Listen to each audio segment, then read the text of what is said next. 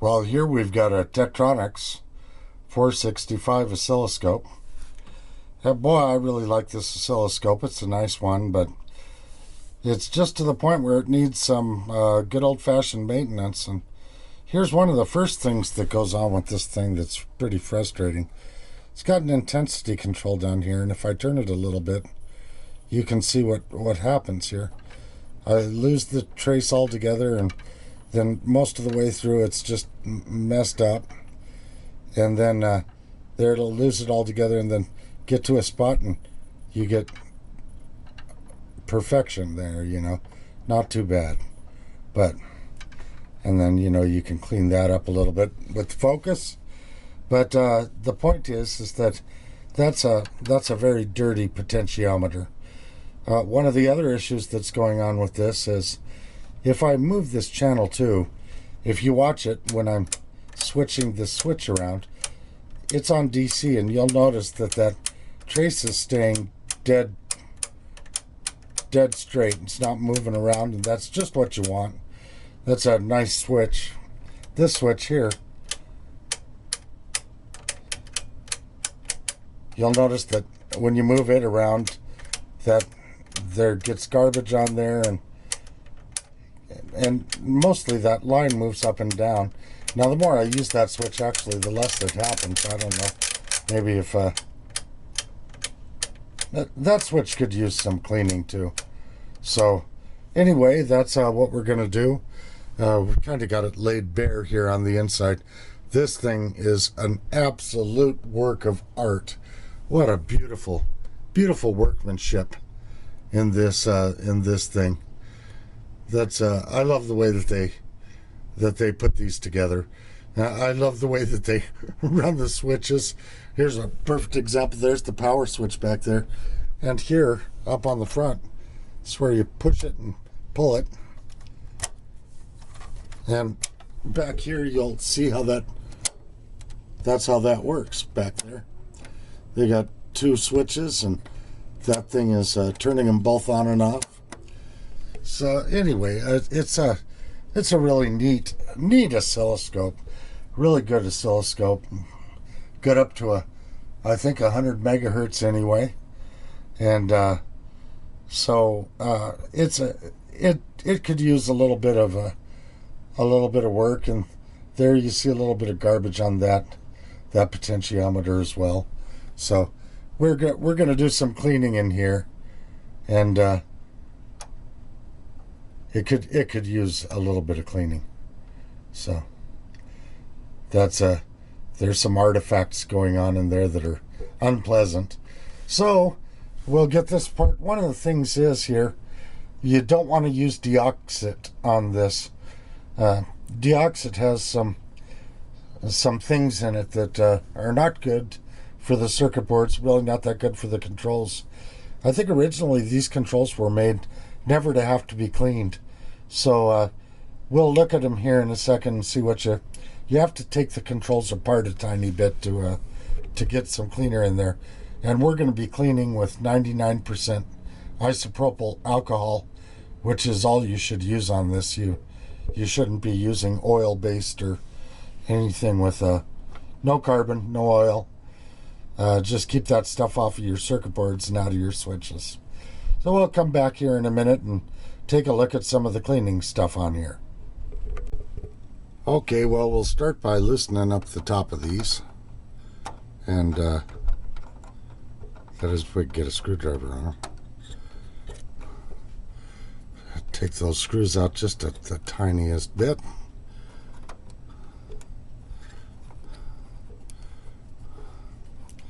Don't need to pull these all the way out, but they need to be loosened a little bit because we have to get the top of that potentiometer open so that we can get some cleaner inside of it. Well, come on. Where are you, you little devil?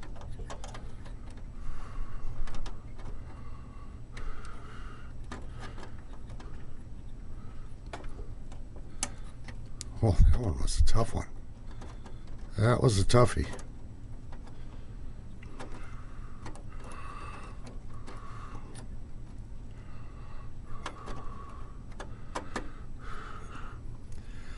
There we go. Getting a little bit of room there.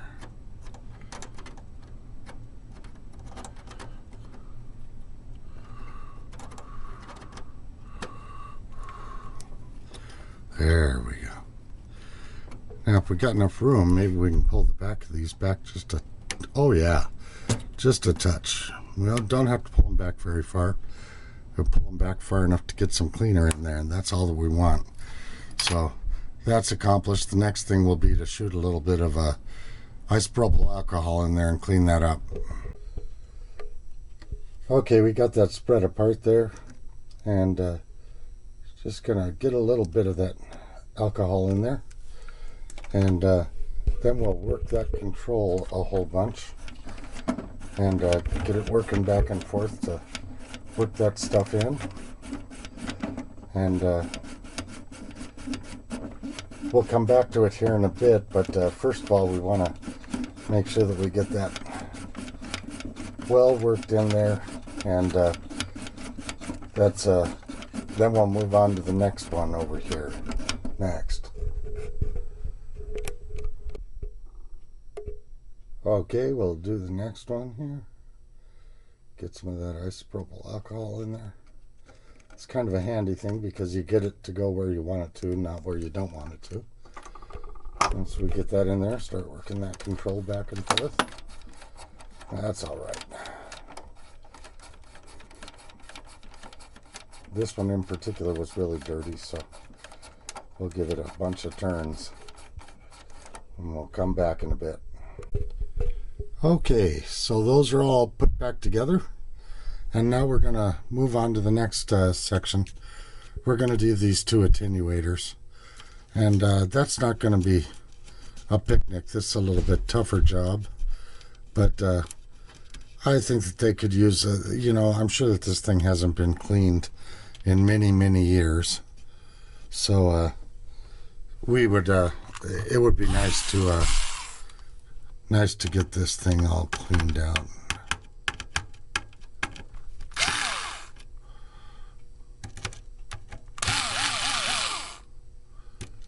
Yeah.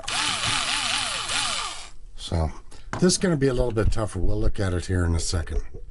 This is going to be a rugged go.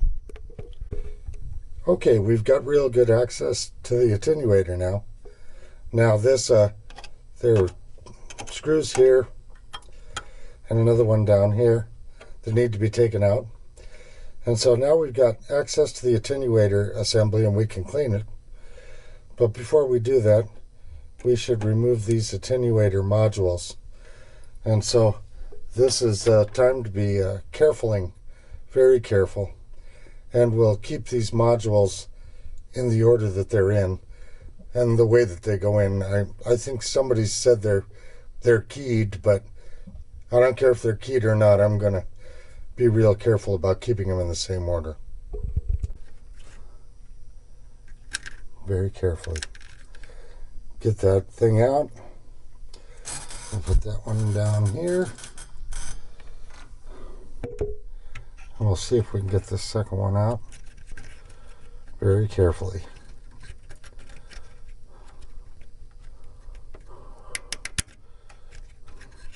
My fingernails aren't what they used to be.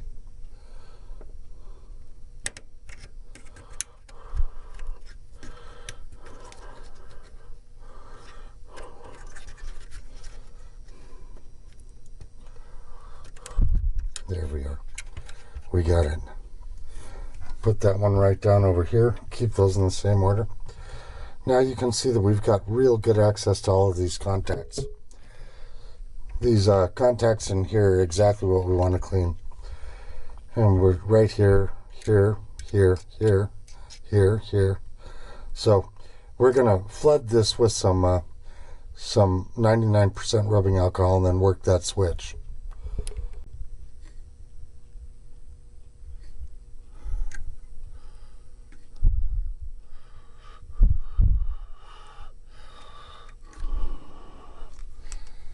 There we go.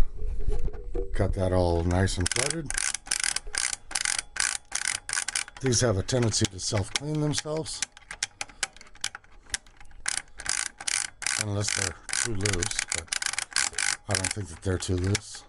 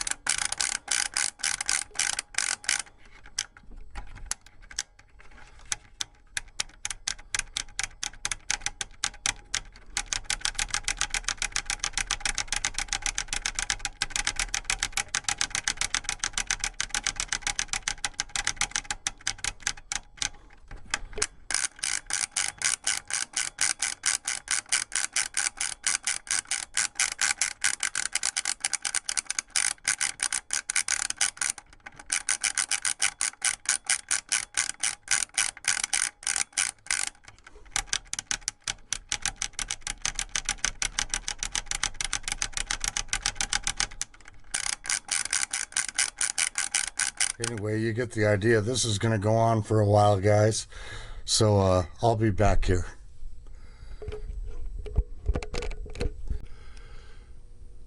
Okay, so we've got this one laid bare and already flooded it with alcohol. We want to work those little fingers, work them real good, and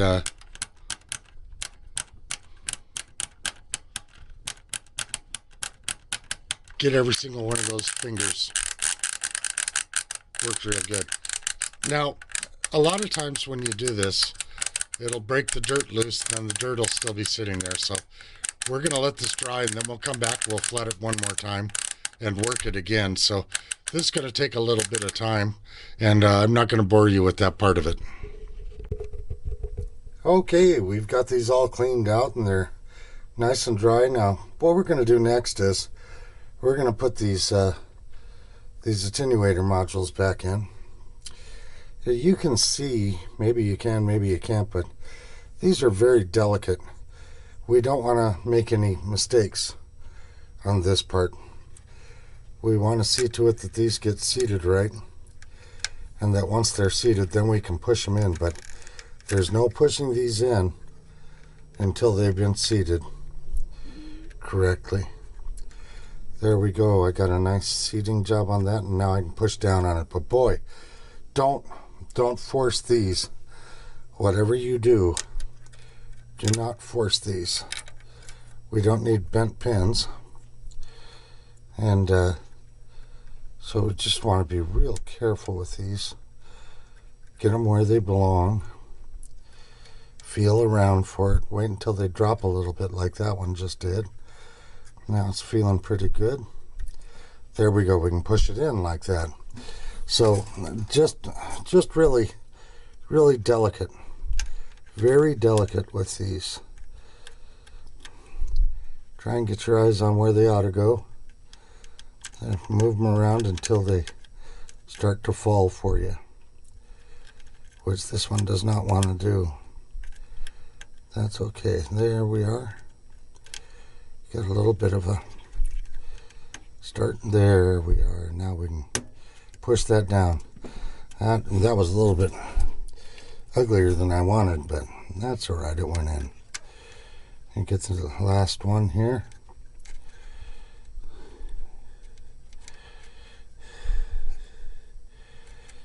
Just feel around a little bit until you get a good seat.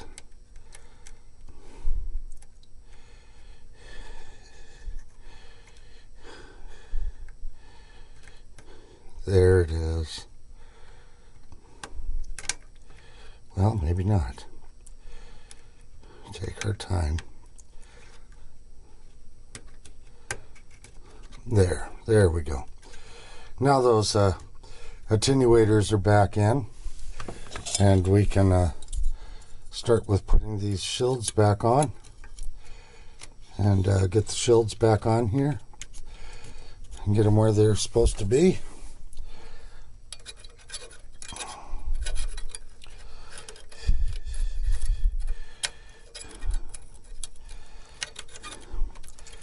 It's another case of just feeling around here, making sure that you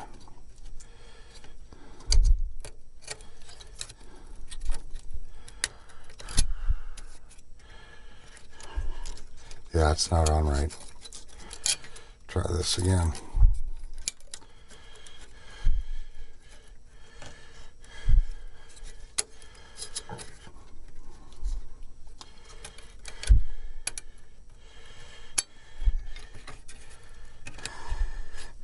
There we go.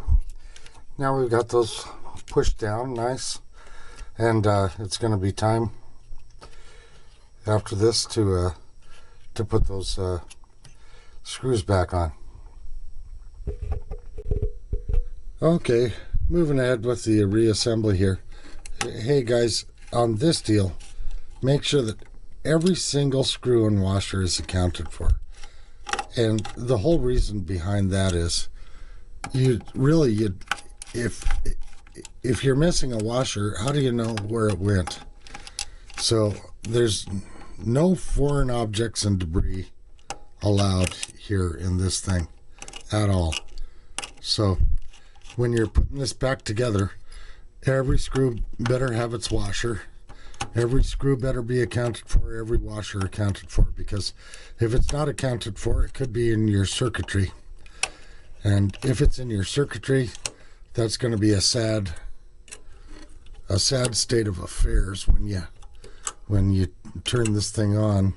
Who knows what could happen. So anyway, just make sure that they're all accounted for. So this is real good. We've got it back together again now.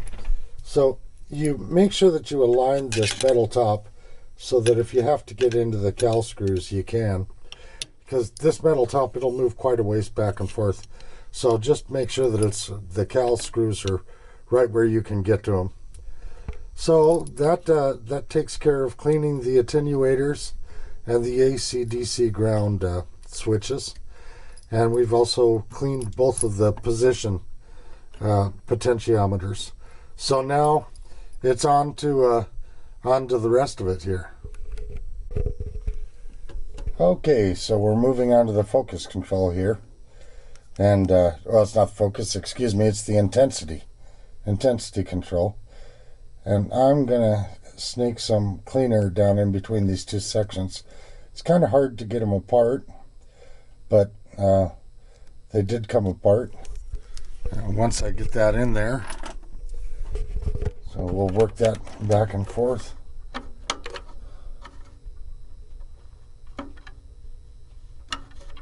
Real careful, like,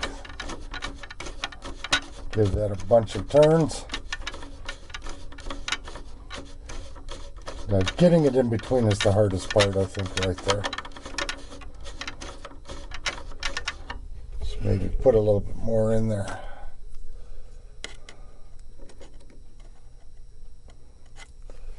Flood it. Oh, there we go.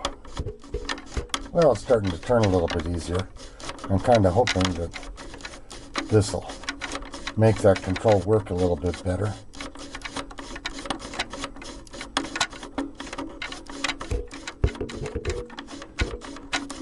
Well, we got some in there, and that's good. Now we get some in the back here, maybe a little bit. Yeah, that's it. That's what I'm looking for.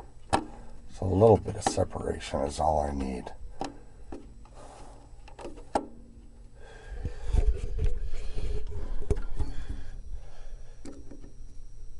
Get some in the back of that little devil. Work it some more.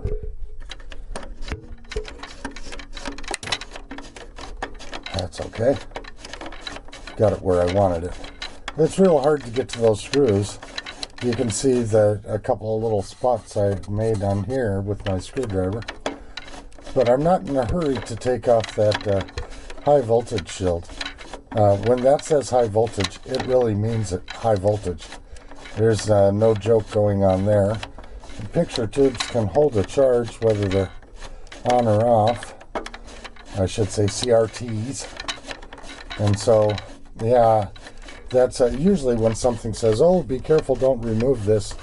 It's maybe, maybe not, but in this particular case, it's probably not a good idea to remove that.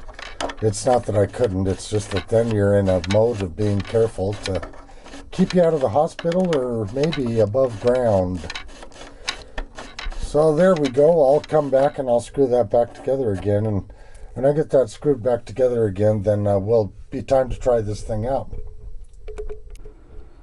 So the switch cleanup turned out real good. I actually ended up cleaning a number of potentiometers on here. I cleaned the one for moving the trace left and right because it was a little bit on the glitchy side, and also the fine movement there. I also cleaned the potentiometer for the illumination of the graticule because it was glitchy. And then here's how the brightness one worked out real nice. There I can knock the brightness down as much as I want, or I can bring it up as much as I want, and I don't have any dropout on that switch anymore, which I'm extremely pleased about. One of the things that's interesting, I hooked this thing up to its own calibration rod down here. That's supposed to be a 1 kilohertz square wave. It is not, and it really worried me because I thought, good golly, this scope is clear out of calibration. But actually now I've tested it on several different frequencies, on several different times on the time base, and here we've got a 1 kilohertz sine wave. It's exactly 5 divisions, and it's at 0.2 milliseconds, so that's 1 kilohertz. So it's dead on, and even if I change that to a sine wave, or a square wave, excuse me, that really cinches it up, because once you move that square wave, it's dead straight on at 5 divisions. So I've tested several different frequencies here, and I'm very pleased with that. I'm pleased with the way that the channels are switching. Really pleased with the position control is no longer jumping around on either channel. Both channels are working real well. So overall, I'm really pleased with the scope, except for the calibration circuit in it is off. They say it can be off by 25%, but it's off by quite a bit, and I'm not going to do anything about that. I have good enough equipment to know if something's calibrated or not, and this thing is right on the money. So I'm very pleased with this oscilloscope. It's a real nice one, and it actually will go to 200 megahertz. So it's quick, plenty quick. So that ought to do it for the old Tektronix 465.